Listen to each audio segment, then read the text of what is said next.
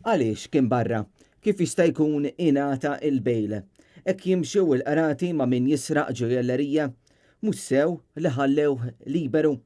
Kienu dawn uħud mir-reazzjonijiet ta' nies li nfexxew fuq il-midja soċjali sabiex jesprimu r-rabja tagħhom għal fatt li d-delitt ta' taslima legatament twettaq minn persuna li kien barra fuq libertà proviżorja hija tema li kienet trattata wkoll mill-Maġistrat Joe Mifsud fil-qorti ta' Għawdex fejn stqar li hemm bżonn li minn barra l-interessi tal-imputat jitħarsu l-interessi tas-soċjetà wkoll li ħafna drabi ikunu huma li jinsterqu, jissawtu u jkunu medda fi djarhom, fit-toroq u fil-ħwienet.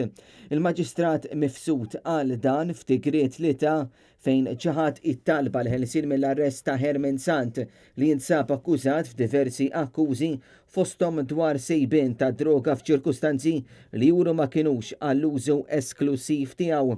Fid-digriet tiegħu il-Maġistrat Mifsud qal li l-qorti trid tibbilanċja bejn l-interessi tal-imputat li jkun jinsab taħt arrest fejn il-libertà tiegħu tkun qiegħda tiġi meħuda u l-interessi ta' Repubblika li trid tara li l-ġustizzja issir mingħajr xkiel. U għannota kif il-Konvenzjoni Ewropea, il-Kostituzzjoni u direttivi m'hemmx biss drittijiet għall-imputati imma hemm ukoll drittijiet għal dawk iċ-ċittadini li jsegwu il-liġi u l-vittmi tal-kriminalità. Huwa qal li huwa l-obbligu tal-Istat li ħares il-ħajja ta' dawk kollha li jgħixu f'dawn il-gżejjer u mhux biss id-drittijiet tal-imputati. Il-Maġistrat Joe Mifsud enfasizza fuq il-bżonn li meta tkun diskussa l-għotja tal-bejl jittieħed qies ta' kollox kemm dak li tkun għaddejja minnu il-familja tal-imputati iżda wkoll il-ħtieġa li tkun imħarsa is-soċjetà Maltija.